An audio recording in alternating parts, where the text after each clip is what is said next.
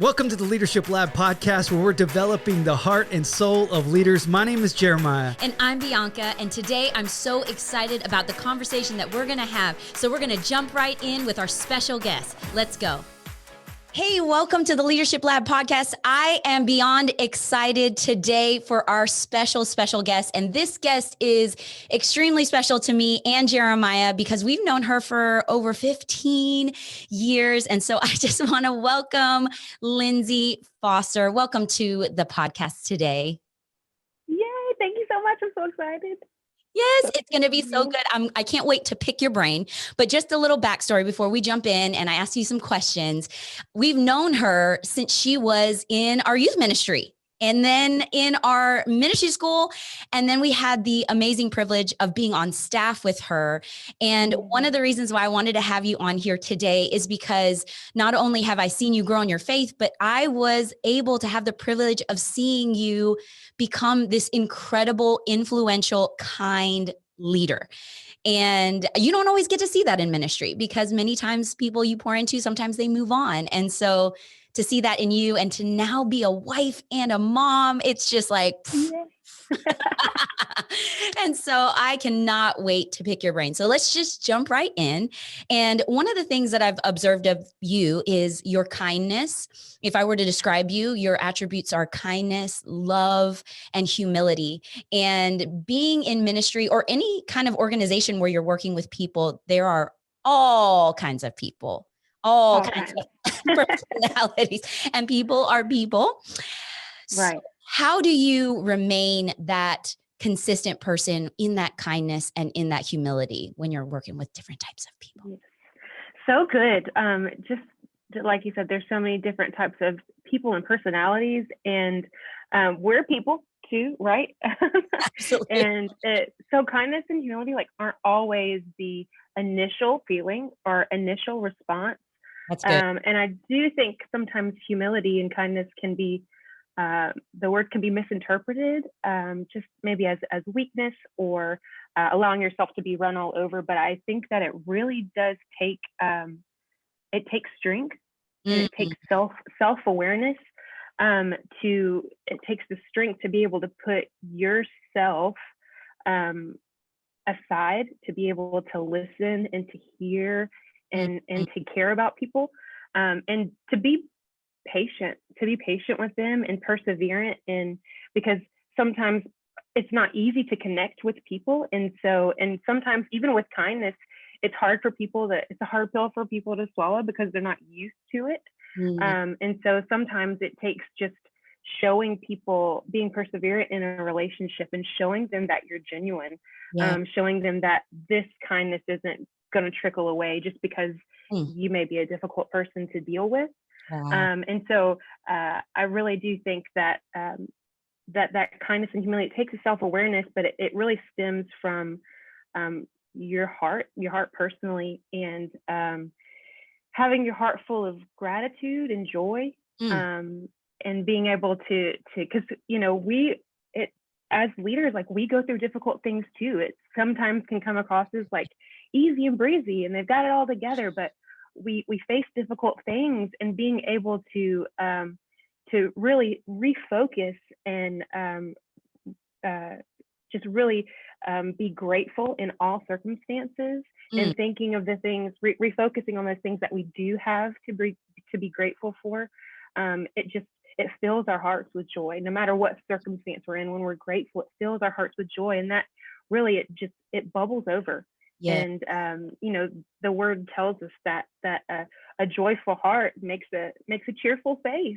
Yeah. And when we're cheerful, when we're kind, that it changes our whole countenance. It changes our face. It changes our presence. And I think that when you operate in kindness, that you're able to shift atmospheres wherever you are, and people that maybe you were once hard-hearted or cold, that eventually, sometimes it takes that perseverance, but eventually that you'll be able to get to the heart of them and be able to love and lead, or serve under them in an even greater way.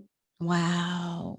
Oh, that was just a treasure trove of wisdom and wealth. So I'm wealthier from that whole thing. Thank you. I love that so much. And here's what I heard from you. I really heard that you can't even give that kindness and you can't even have that humility until you really focus on the heart and Yes, right. depositing those things and practicing. I loved what you said. I loved how you said, in order to refocus, you really have got to look at your heart and make sure that you're grateful. And when you're grateful, it gives you that refocus, and that refocus allows you to deal with some difficult people sometimes. And I know this wasn't something we planned, but I'm sure you've experienced this throughout the many years in ministry. Is there probably were some difficult people that got allowed in your path that maybe not that natural chemistry. They weren't as easy to love. But what did that do in you, in your leadership? Well, yeah, it helped me see that, not everybody, it's not the same formula for, loving and caring for everyone, but I do, like, when I see someone and it's just, we're not clicking, it's more difficult. It forces me to realize that we've all been created by the Lord, and that before we were created, he knew us, and he knows every intricate detail. And so it forces me to ask him, how can I love this person in a greater way? How can I lead this person in a greater way, or even connect with their heart? So yeah, there's been times in life where people have been hurt, because people are hurt, and they try to protect their heart in a lot of ways. And so it takes a lot of prayer and continuing to love on them and learn them. And learning that just because someone may have a tougher exterior, it doesn't mean that they're unloving or they don't need love or encouragement. But learning how they receive it is just really important. That's so good, Lindsay. That's so good. And Jesus did that. He looked at the people that were kind of outcasts, and society really did not care to take the time to spend time with them. And he modeled that even with the woman at the well, and he was judged for it. Culturally, society wise, that was a big no-no. But like you said, he was really trying to get to her heart, because she had that religious lingo, and she was saying all the things, and he's like, no, I'm gonna press through and get to her heart. And it ultimately brought life change and transformed a whole bunch of people afterwards because of the fruit of that one moment. And I loved even what you were saying before. You said that, the joy and the cheerfulness, it has this power to shift an environment. And I loved that whole idea, because by the world standards, a lot of times they talk about leadership and power and to walk into the room and, take charge of a room, but that really doesn't shift it. People aren't necessarily open to that. But when you go in with that cheerful, joyful spirit, there is something supernatural about that. And it's disarming. You know what I mean? And so you have that. I love your laugh. I mean, we've had some belly ache laughs together over the years, to the point of crying. And I love that about you, because this ministry is tough, and it'll bring you to tears, even the heaviness and the things that we have to deal with. But man, you need that laughter. You need that joy. I say need, because you absolutely. Yes. And that's why people love being around you. I love being around you. And so thank you for spreading that joy and shifting atmospheres. But thank you for sharing your heart. I want to shift gears now to another subject that I've also seen modeled in your own life, and that's honor. I've seen you be honoring to those that are leading you, but I've also seen you honor those that you lead, which to me is an even deeper level of character. And that once again goes back to the heart. But what is it about your life, and how has God led you in order to have this lifestyle of honor? It's so funny that you asked this question, because I think that I've really, over my years of knowing you and Pastor Jeremiah, I've learned this from watching the way that you interact with people, from the way that you loved and honored your students when you were youth ministers, to when you were leading us when we were in ministry school, and then when we were even serving alongside of each other in ministry. And so y'all honor people so well, but it takes me to back to Romans 12:10 that says, love each other with a genuine affection and take delight in honoring one another. and it's one of my favorite scriptures because as I studied it, the word honor there, it means to value the price that was paid. So the price that has been paid for, in general, just honoring people that we interact with day in and day out, knowing that they have been bought with the highest price of Jesus. And that, yes, but and reminding them of that. I think when we honor people, that it reminds them of that value that's been paid on them. But not only did he buy us, but he also has gifted us and poured his gifts and unique purpose out on each individual. And so when we take time to honor that and encourage that in those that we're leading and those that are leading us, I think it inspires them. And I think sometimes too, as we're honoring our leaders, that it really needs to come of a place of genuine affection for them, for our leaders, and come from a place of taking delight. Like, I am excited to honor you and to serve you. And it's easy to think that our leaders don't need encouragement, because I think that honoring comes encouragement. So to encourage them and to be grateful and delight in honoring. And it starts in the home, right? It starts in the home, and absolutely into our families, and then into our workplace, and into ministry. And I've watched you guys, and y'all have done that so well. And so then it just makes you rich. It makes your relationships rich when you're honoring those people that are around you, and inevitably it reminds you of the price that has been paid for yourself. Yes, that's awesome. So then you not only can honor others, but you honor your own life that God has blessed you with. And in turn, you can honor God by living a life that's pleasing to him. That's so good. That's so good. I love that. Yes, honor is definitely something that is a value of Jeremiah and I. And it's something that we started even before we got married, when we were in ministry school, and the pastor there really taught us that. And I believe that's why we have lived the life that we've been able to be entrusted with, because of honor and honoring whether I felt like it or not. That's the thing. Because I honored those that God had placed over me in authority, and I honored those that he entrusted to me to lead, and taking that responsibility very seriously, knowing that when I honor them, I'm really honoring God. That's why I can disagree with a person, and I would even do it very differently than them. But because I recognize, okay, this is an opportunity to honor, and there you need to submit as well. And that's an unpopular word in today's age, is submission, but there's so much blessing that can be unlocked in that area of honor and submission. Just the other day, I'll tell you this story really quick. Jeremiah and I, we were having a disagreement about a tree in our backyard and trimming it, and it's in the neighbor's yard, and I really felt like we should trim it to be considerate. And he's like, no, it's all good. And we had been talking about this, I'm not joking, for like probably over a year now. So anyway, the Holy Spirit, because I was finally listening, the Holy Spirit just said, Bianca, this is a moment of submission. And, submission doesn't even happen until there's disagreement. So I finally just said, hey, I just want to let you know, I want to submit to you in this area. I trust you. And I believe that you're going to be able to make the right decision.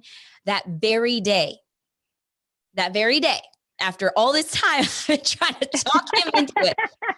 He was like looking at the tree. We can trim it here. We can do this. He literally went to the store, bought a tool so that he could trim the tree. And I was like, oh, that's all it took was some submission and honor. And I'm telling you that it really does. It just unlocks just this life. So thank you for sharing that. That was so good about honor. And thank you for your encouraging words. And I love what you said about it's easy to think that leaders don't need encouragement, because many times they're leading the charge and they seem very confident. But I heard years ago, how can you tell if someone needs encouragement?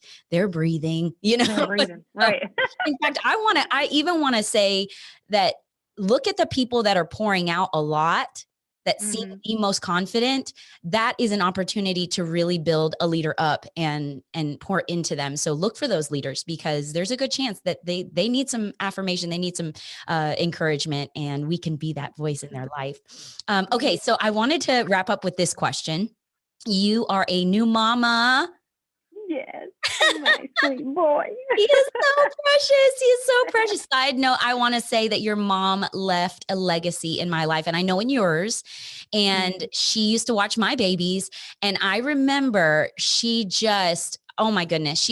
Anytime I would post a picture, anything like that, she was the first person to be like, oh my goodness, I could eat them up with a spoon. Exactly.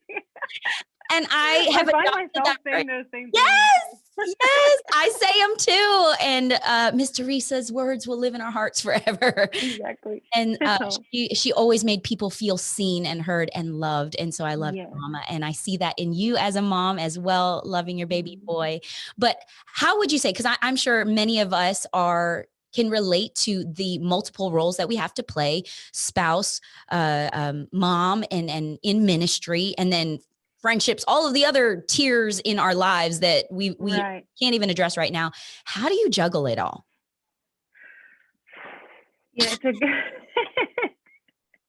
I mean, it's interesting that you're asking, because I feel like I'm learning it. Like, I'm learning it all right now. My son is 3.5 months old, and it has been. I think as women, sometimes, I don't know. This could be a guy thing too. I don't know.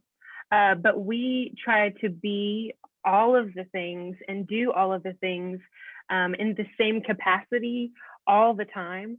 And we're trying to juggle it all. And I think the reality is I know for me, I can't juggle all the things because when I try to do all my own, I just end up, things just drop, and it makes you feel like a failure, especially just as a woman, when you're trying to be all these different roles and all these things for all of these people. And so something I'm still in the process of learning is just asking for help. Sure, from sometimes we get to the end of our rope and we're crying out to the Lord, and we're like, Lord, help me, right? And we sometimes have to be specific on what do I need help with in this season? What's going to make it what's going to make life easier for me? And to ask and pull on the help of the people that He's surrounded us with, because we have friends, we have family, and I know that it can be difficult, even a little isolating at times. When you're overwhelmed, you can think you are alone and there's no one to ask for help. But we can even ask the Lord, send someone to us that can help me in this season, whether it's like helping me administratively in my job, or it's helping me clean the house, watch the kids, that sort of thing. But when we get specific with our prayers and we get specific with our asks of other people, and we give them the opportunity to say yes or no, because I can talk someone right out of it. I'm like, oh, they're busy. They're not going to want, they don't have time to help me. Say that. We're robbing them of a blessing, because the word tells us when we bless and refresh others, that we ourselves are blessed and refreshed. Wow. And so we have to give people the opportunity to help and to lift and to carry. And that is when things are able to flourish, when we're able to pull on those people that are around us, and we're reminded we're supported, and we have the energy to support and help others. That's so good. I love that, man. I love how you said we rob people of that opportunity. I mean, how many times do we answer for people? We just assume. Yeah. and at the end of the day, when we look at the people around us that God has blessed us with, more than likely their hearts are like willing. They're always in a posture of like, what, you need something? Let me help you. That's really that positive posture that most people have, but we get in our brains. And I think that, I don't know if you would agree with this, but I feel like it stems from pride. I think that we sometimes are thinking like, no, I just got to figure out how to do it all, or I can't ask them, and that's because it takes humility to ask as well for help. Right. But in the end, there's more fruit. There's this pruning of our egos and that admission. I can't do it all. Like you said, we can't do all the things at full capacity for every person. And that's so true. And I found that I cannot expect the same level of involvement in all areas of my life. It just isn't. Yeah. And that is a constant struggle I deal with. I mean, ask my husband. There are times when we're home and this is behind closed doors and I'm like, man, I feel like I'm failing in XYZ. And he's Right. such an encourager because he's like, you can't do it all. And I'm like, yeah, I know that. I can't do it all. I know that. Exactly. And yet our words and our feelings of failure, because I don't believe God's looking down on us saying you're failing. I honestly, I feel like our Heavenly Father is looking down on us and saying, I am well pleased with you, because we're laying down our life for his kingdom and for his people, and we're actively seeking his heart. And so, but I honestly, I think there's a mixture of our insecurities coupled with the voice of the enemy that understands that weakness. And I don't know if it's just a female thing. I'm sure men deal with this as well, but man, that was so good. And so that takeaway from that whole idea is like, don't try to do it all. Yeah. At full capacity, because you won't. And end up dropping all of it. You'll drop all of it. You really will. And that's even more disastrous. And so there, and I feel, I love what you said about looking at who's around you and then inviting them to help you, whatever capacity that may be in. And also being clear about what the people in your life, the relationships of what they can expect of you. So just a practical thing. If I'm preaching on Sunday, not a lot's going to get done at home. It's just not. Like I let the kids know, hey, my involvement with homeschooling is probably going to be a fraction this week. So I'm going to need you guys to partner together, do whatever you can to get through the week. I let my husband know, I don't know if I'll be cooking dinner this week. You know what I mean? The grocery shopping might not get done. And what I found was, because that was really freeing for me to say, very hard for me to say, because I want to make sure my household is taken care of. But I also know when I'm preaching, that gives my husband a chance to recharge. So when I tell him these things, hey, I'm not going to be able to do X, Y, Z in the home, he's like, oh yeah, that's fine. I got it. We'll be fine. And I found that I'm like, oh, okay, I'm free to do this now. I may not be able to do that every week, but when I am doing that, those other things can be set aside. I find that most people in our lives are way more gracious than we give them credit for. Exactly. I won't be able to do this week. And so, yeah, just giving ourselves room to breathe and giving ourselves some realistic expectations. Yes. And grace, having grace for ourselves, in the weakness and the reshifting of responsibilities and, like you said, taking humility to ask and be okay with not being the best at everything all the time. Like, because we want to put that face on. We want to be the perfect at every area, but it takes humility to set that aside and be okay with the help. Yes. And to admit, guess what? You're not the best at everything. Exactly. There are definitely way more people better at things and at different things in your life. And you know what? They would find joy in creating that document for you. They would find joy in sending that email to those people. You know what I mean? And I really have found that and saying, okay, let go. I think it was Craig Groeschel who said, if anyone can do your job 80%, like a specific task, if they can do it at 80% of what you would do it, man, delegate it. Because the more we delegate, the more our arms are free to do what God tells us to do. So, wow. Well, thank you so much for this time. I have gotten so much out of it. I'm going to be chewing on it all day long today.